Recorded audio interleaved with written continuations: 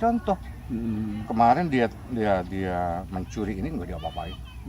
Sehingga akumulasi kejengkelan masyarakat itu dicetuskanlah ketika kemarin ada yang mencuri. Nah, kasus-kasus kayak gitu kan udah mereka bosan. Artinya satu, hukum itu harus ditegakkan keadilan, bukan salah benar. Bukan salah benar. Bukan salah benar. Oke. Bukan kalah menang. Yang ada sekarang itu kan kalah menang. Anda lihat deh, misalnya pengadilan, lo kalah nggak menang. Gue pernah dimusuhin sama klien, dimusuhin, sama itu dimusuhin. Ini kalau kita ambil Med, kalau kita kalah, kita dimusuhin sama klien. Kalau kita kalah kan, kalau kita menang dimusuhin sama rival penerima kita kan. Isi masalah kan gitu kan. Kita kalah dimusuhin sama klien, begitu menang dimusuhin sama rival kita. Tapi yang kita usahakan adalah menegakkan keadilan. Karena dia bilang bahwa misalnya tugas pengacara itu apa? Dia fungsi pengacara itu ngapain dia? Dia itu membela klien dan menegakkan keadilan. Yang ada sekarang itu membela klien, bukan menegakkan keadilan. Enggak ke situ. Enggak ke situ. Tapi hukum bicarakan keadilan. Dan gitu mahal lagi, Bang. Nah. Sekarang cari ayat ya. Ada lawanan nih, Anda contohin. Salah, benar, baik, buruk. Gitu kan? Kalau adil apa? Adil tidak adil. Berarti tidak kan? Salah, benar. Ya. Baik, buruk. Adil? Tidak adil. Tidak adil. Berarti bukan salah benar tadi itu kan? Makanya keadilan itu nggak ada lawannya. Salah ada benar. Buruk, baik, buruk. Baik, buruk. Adil? Tidak adil. Tidak, kata tidak itu ada yang kata-kata tidak. Berarti itu bukan lawan.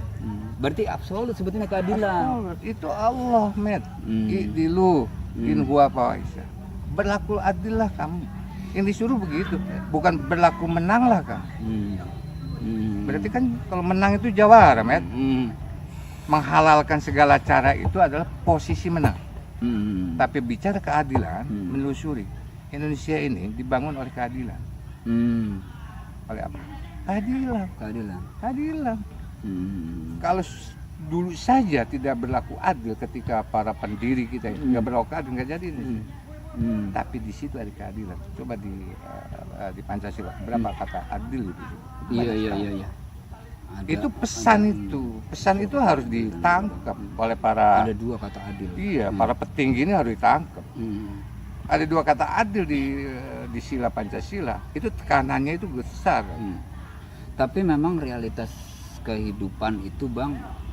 Mohon maaf nih, Bang. Ente kan bicara masalah kehidupan itu. Sambil ngopi ya? Iya, siap. Itu ada kaitannya dengan ini bahasa eksistensi, ente ngerti kan? Ya. Eksistensi keberadaan manusia di muka bumi itu selalu didampingi hal yang baik dan yang buruk, ya kan? Ya. Ada malaikat, ada setan, ya kan? Ada iblis segala macam. Betul. Nah, ternyata pada dinamika kehidupan ke depan sekarang ini, karena nilai-nilai, mohon maaf Bang, saya sih ambil langsung ujungnya aja, materi, ya kan? Itu orang sudah bisa tidak adil, ya kan? Artinya misalnya ente jadi jaksa, ente jadi ini karena ente punya ini macem-macem, segala macem, pengen jabat jadi kepala kejaksaan juga ente mesti ngeluarin macem-macem gitu kan? Akhirnya ente berusaha untuk itu gimana realitasnya gitu, Bang? Kalau itu kan realitas kehidupan itu. Masyarakat itu kan diberikan sama Allah itu akal dan hati. Kalau hatinya yang jalan, maka keadilan. Kalau akal yang jalan, maka ketidakadilan.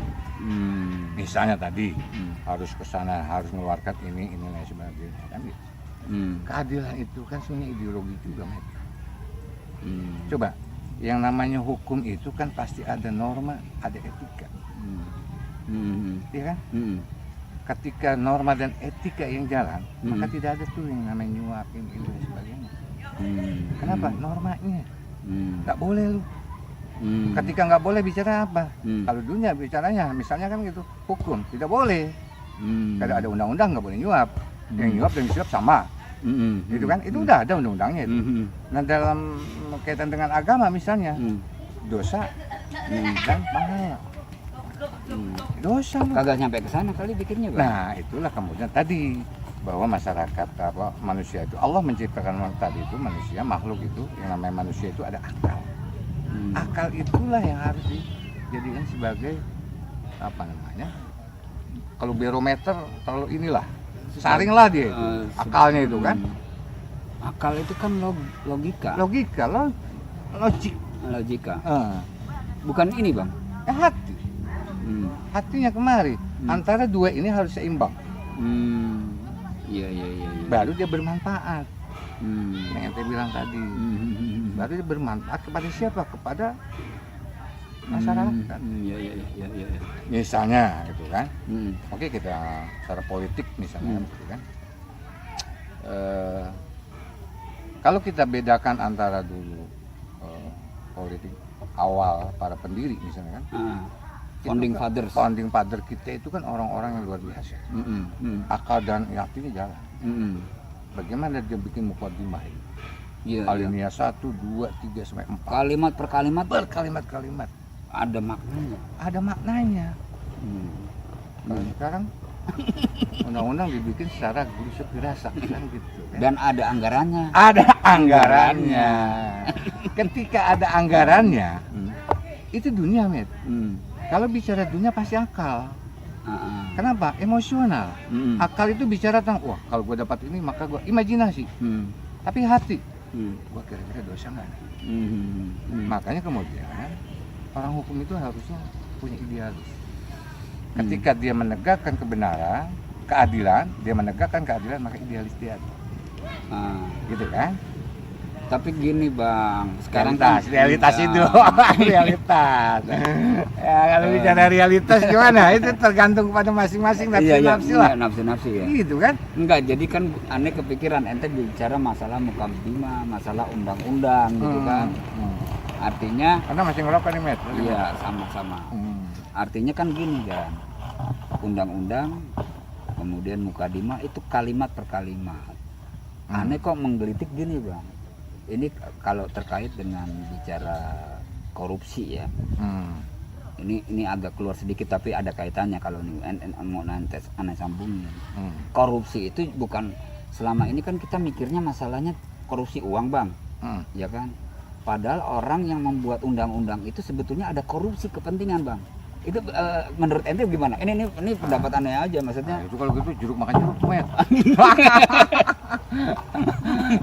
Jeruk makan jeruk itu. Dia bikin undang-undang korupsi tapi dia korupsi juga gitu kan. Gitu ya? Apa ya? Kalau Anda sih menurut korupsi kebijakan undang-undang, Bang. Iya. Undang-undang itu dibuat. Benar.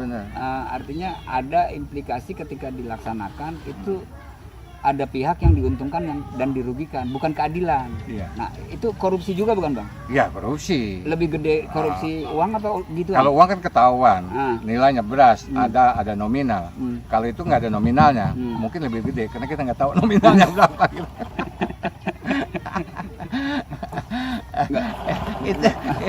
Itu gimana? Susah ya kalau bicara korupsi itu jangan-jangan itu. Enggak, ini lari. Korupsi ini udah menyebar ke masyarakat. Oke, ini birokrasi itu udah birokrasi desa itu banyak hal-hal yang balik lagi masalah itu yang ente bilang. Ini ke ente udah agak nyeletuk ke masalah desa gitu kan. Kalau bicara desa kita nggak usah ngomongin negara, maksudnya cukup aja lah. Kecil. Desa itu gambaran dari negara, iya kan? Benar. Nah realitas nih, ente kan tinggal anggaplah nih, aneh sih bukan ngecilin, Bang, masalah lokasi ini kan di desa apa nama tadi? Desa Panewiri. Nah, Pondok